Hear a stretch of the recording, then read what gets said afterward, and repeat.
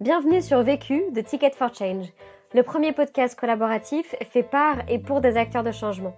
Dans ce podcast, tu entendras des témoignages de personnes qui ont décidé d'utiliser les 80 000 heures de leur vie qu'ils vont passer au travail pour contribuer à la résolution des enjeux sociaux et environnementaux d'aujourd'hui. Ils te partagent leurs meilleurs apprentissages suite aux succès et aux galères qu'ils ont vécus sur des questions bien précises. Cet épisode a été réalisé par Barbara, formatrice, facilitatrice en développement des soft skills et en prise de parole en public. Elle a cofondé Mon Impro du dimanche avec la conviction que l'improvisation théâtrale est un outil puissant de développement personnel et professionnel. Si toi aussi tu souhaites réaliser tes propres épisodes vécus, rendez-vous sur vécu.org. Et si tu apprécies ce podcast, n'hésite pas à nous laisser un commentaire et une pluie d'étoiles sur Apple Podcasts. À jeudi prochain et bonne écoute. Je n'ai qu'une question à vous poser. C'est quoi la question? C'est quoi le problème? Vécu. À chaque galère, des apprentissages. Vécu, des retours d'expérience pour gagner du temps et de l'énergie.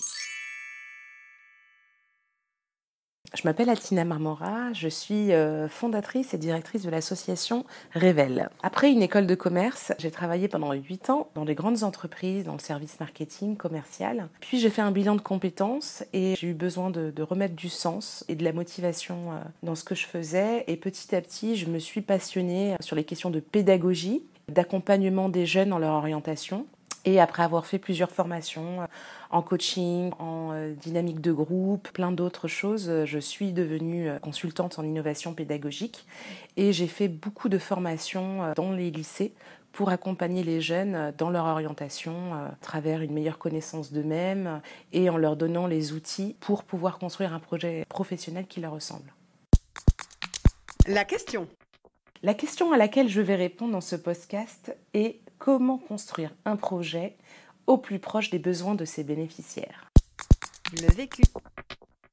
Quand j'étais formatrice et que j'intervenais en classe, je posais souvent la question aux jeunes filles: quel métier vous voulez faire plus tard? Et j'avais systématiquement le droit au top 3 des métiers, c'était secrétaire, assistante de direction et puéricultrice. Et ça m'a vraiment questionnée, j'essayais de comprendre d'où ces métiers sortaient. Et questionnant à la fois les jeunes filles, les professeurs, les associations de quartier, je me suis rendu compte que les jeunes filles faisaient un choix de métier qui était tout simplement présent dans leur environnement social et familial. Et je me suis également rendu compte qu'il n'y avait pas de programme pédagogique qui prenait en compte la question du genre dans l'accompagnement au projet professionnel des filles et qu'il y avait des problématiques telles que la confiance en soi, l'estime de soi, qui n'étaient pas traitées. On ne savait pas comment forcément ouvrir le champ des possibles auprès de ces jeunes filles. Et c'est là que je me suis dit qu'il y avait peut-être quelque chose à faire sur cette thématique, qu'il fallait créer un programme pédagogique spécifique pour ces jeunes filles. Et du coup, j'ai créé Révèle, qui est une association qui justement va travailler essentiellement sur 3 objectifs auprès de ces jeunes filles: la confiance en soi, l'ouverture des champs des possibles en matière d'orientation professionnelle et la capacité à agir et à se mettre au service de son projet, donc à être dans l'action. Pour faire ça, on propose des programmes d'accompagnement aux jeunes filles dans lesquels elles vont apprendre à se découvrir, à se connaître, parce que pour être dans l'action, il faut d'abord savoir qui on est, il faut donner du sens, en fait, trouver une motivation à son projet. Donc on les accompagne à connaître leurs valeurs, à connaître qui elles sont vraiment, ce qui est important, leur motivation. On va également leur faire rencontrer des femmes au parcours pluriel, des rôles modèles qui vont leur permettre justement d'ouvrir le champ des possibles, de s'identifier et de se dire si elle a réussi, c'est aussi possible pour moi. Elles vont également acquérir une méthode en fait pour construire un projet professionnel, découvrir le monde de l'entreprise, je dirais même le monde professionnel en général, comprendre les codes et les savoir-être, et elles vont bénéficier d'un accompagnement de 9 mois pour continuer justement à travailler la confiance, cette ouverture des champs des possibles, à lever les freins qu'elles vont rencontrer sur leur route, et elles vont faire partie d'un réseau, le réseau Révèle, qui sera là pour les accompagner à grandir, tout en favorisant leur autonomie et leur pouvoir d'agir, qui est un terme central chez Révèle. Premier apprentissage. Mon premier apprentissage, c'est de définir le besoin et de bien comprendre son public, ses bénéficiaires. Quand j'étais formatrice, ce que j'observais dans les classes, c'est que les jeunes filles prenaient beaucoup moins la parole que les garçons, qu'elles avaient tendance à avoir des postures soit complètement fermées, soit à prendre la parole à tout va, à se faire remarquer. Et en échangeant avec elles, je me suis aussi rendu compte qu'elles ne trouvaient pas d'espace dans lequel elles pouvaient exprimer leurs peurs, leurs doutes, enfin des espaces de confiance où elles se sentent incluses. Et ce qu'il en est ressorti aussi des échanges avec les filles, c'est que, en tout cas, ce que moi j'ai compris, c'est que l'espace public n'était pas forcément adapté aux jeunes filles. Dans les quartiers populaires, par exemple, il y a beaucoup de terrains de foot, mais il y a très peu de lieux qui sont faits pour les filles. Aujourd'hui, on sait que 84% des budgets qui sont dédiés aux équipements sportifs sont dédiés à des lieux pour les garçons. Et les filles, du coup, on les voit très peu et elles ne sont pas présentes dans l'espace public. Je me suis aussi rendu compte que les jeunes filles avaient des choix de métiers qui étaient très fermés et qu'au final, elles allaient choisir des métiers qui étaient présents dans leur environnement social et familial. Et qu'en gros, ces jeunes filles ne pouvaient pas rêver d'être architectes si autour d'elles, elles n'avaient pas de femmes architectes.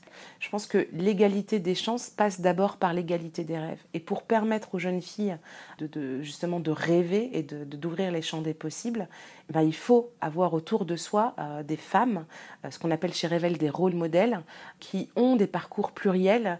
Donc avoir des femmes qui sont aussi bien des architectes, aussi bien des militantes associatives, des femmes dirigeantes d'entreprise, des femmes entrepreneurs, pour justement avoir accès à ces possibles et se dire que c'est aussi accessible pour elles. Les jeunes filles, je les ai énormément questionnées. J'ai identifié une dizaine de jeunes filles à qui j'ai posé des questions pour comprendre les difficultés qu'elles pouvaient rencontrer. Ce que j'ai touché du doigt, c'était de voir que ces jeunes filles avaient besoin qu'on les regarde autrement aussi. C'est-à-dire qu'elles avaient besoin de sentir dans le regard d'autres personnes qu'elles avaient de la valeur, qu'elles avaient leur place dans cette société, qu'on comptait sur elles, qu'elles avaient du potentiel. Et le fait d'avoir des regards positifs sur vous, des personnes qui vous mettent au centre de leur intérêt, ça favorise la confiance et ça peut changer la façon dont ces jeunes filles se perçoivent et la façon dont ces jeunes filles peuvent percevoir la société. Donc au final, c'est pas grand-chose, c'est juste un regard à un moment, mais qui change tout. J'ai également questionné les professeurs qui sont au quotidien en contact avec ces jeunes filles sur ce qu'eux percevaient, sur les besoins qu'ils pouvaient identifier chez les filles. Et encore une fois, ça a conforté ce constat sur le manque de confiance, sur le fait d'être inhibé en présence de garçons, de ne pas oser et d'être restreint dans les choix d'orientation. Deuxième apprentissage. Le deuxième apprentissage que j'en ai tiré, c'est l'importance de connaître l'existant pour ne pas réinventer la roue. C'était vraiment important pour moi de venir en complémentarité de ce qui existe déjà et surtout d'apporter une valeur ajoutée au service des jeunes filles, que ça apporte quelque chose de nouveau, sinon ça n'avait pas d'intérêt pour moi. J'ai vu qu'il y avait plusieurs associations qui faisaient de l'accompagnement aux projets professionnels, mais vers des secteurs, des métiers en particulier, mais que sur cette question-là de la confiance en soi, du pouvoir d'agir et de comment est-ce que les jeunes filles peuvent être actrices en fait de leur projet, de leur orientation, il n'y avait pas d'approche inclusive qui offrait des espaces féminins où les jeunes filles pouvaient se retrouver entre filles. Il n'y avait pas forcément d'approche basée sur l'intelligence collective. Et du coup, je me suis dit, bingo, je sais ce que je vais pouvoir apporter de complémentaire et qui va vraiment répondre aux besoins que j'avais constatés sur le terrain. Troisième apprentissage. Le troisième apprentissage que j'en ai tiré, et de partir de ses compétences et savoir s'entourer. Quand j'ai créé Revel, ma compétence première, c'était de l'ingénierie pédagogique. Et du coup, l'idée, c'était de voir comment est-ce que je pouvais mettre cette passion pour l'ingénierie pédagogique au service des jeunes filles. Et il me semble que c'est très important pour être légitime vis-à-vis des acteurs, des parties prenantes du projet, d'être en maîtrise de son sujet. C'est-à-dire à la fois de connaître les jeunes filles, de savoir quelles sont les difficultés qu'elles rencontrent, quels sont les besoins qu'elles peuvent avoir, mais aussi d'être en capacité de proposer des solutions adaptées.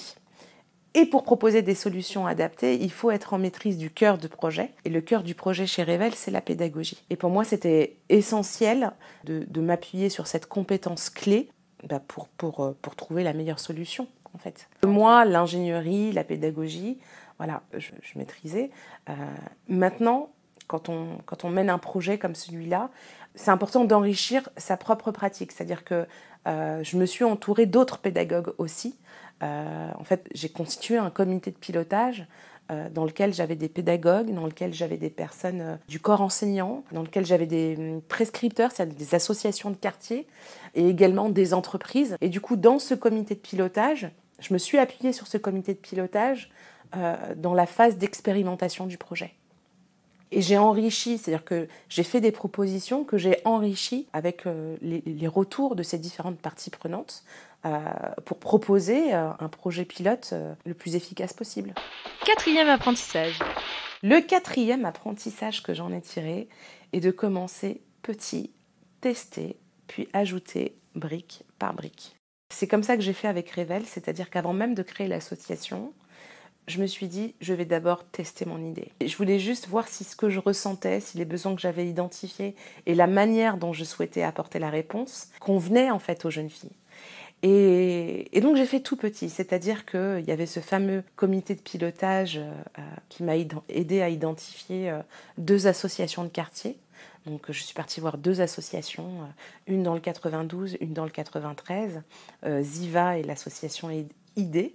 Et je suis partie demander à mon entourage s'ils connaissaient aussi des jeunes filles qui pouvaient envoyer, des jeunes filles qui avaient 16-17 ans. Donc les associations en question m'en ont envoyé, mes copines m'ont envoyé des cousines. Et pareil, pour les rôles modèles, je suis partie piocher dans mon comité de pilotage et dans les copines que j'avais qui faisaient des métiers différents. Donc vraiment tout petit. Au départ, le parcours Révèle, le programme Révèle, c'était juste 2 jours. J'ai expérimenté 2 jours. Il faut savoir qu'aujourd'hui, c'est un programme de 9 mois, avec 5 jours, un parcours d'entrée de 5 jours, des coachings collectifs et individuels, mais ça, c'est aujourd'hui. Et quand j'ai commencé, c'était uniquement 2 jours.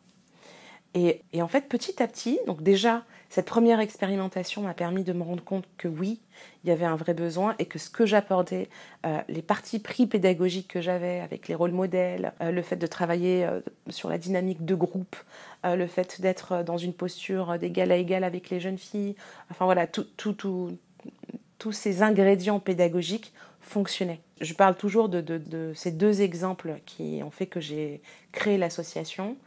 Ces 2 jeunes filles qui ont marqué, en fait, qui ont fait une différence. C'est-à-dire qu'il y a eu un avant, un après. Donc cette jeune fille qui me dit, Yasmina de la Courneuve, elle avait 16 ans à l'époque, elle nous regarde donc en cercle de clôture et elle nous dit, moi mon père est au chômage, mon frère est au chômage et dans ma tête, avant ce parcours, ce qui m'attendait, c'était le chômage. Et je me rends compte que si j'ai envie d'y arriver, je peux y arriver, et que c'est moi qui dois être actrice, en fait, de mes choix, qu'il n'y a pas de déterminisme, en gros. Et je me suis dit, ok, d'accord, juste en 2 jours, cette jeune fille a changé son regard, le regard qu'elle pouvait porter sur elle, et a changé le regard qu'elle portait sur l'avenir. Ça a été un premier, je dirais, choc à la fois émotionnel, et il s'est passé plein de choses à ce moment-là. Et une deuxième jeune fille qui nous regarde, donc l'équipe avec les rôles modèles, et qui nous dit « Mais pourquoi vous vous intéressez à nous ?» Et là, ça a été, je dirais, la phrase de trop, la cerise sur le gâteau, la goutte d'eau qui a fait déborder le vase, je sais pas. Mais je me suis dit, comment est-ce qu'à 16 ans, on peut dire ça, en fait ? Qu'est-ce que ça veut dire Qu'est-ce que ça veut dire ça parle en fait de cette jeune fille, du regard qu'elle porte sur elle et de la place qu'elle ne se donne pas, qu'elle veut pas prendre.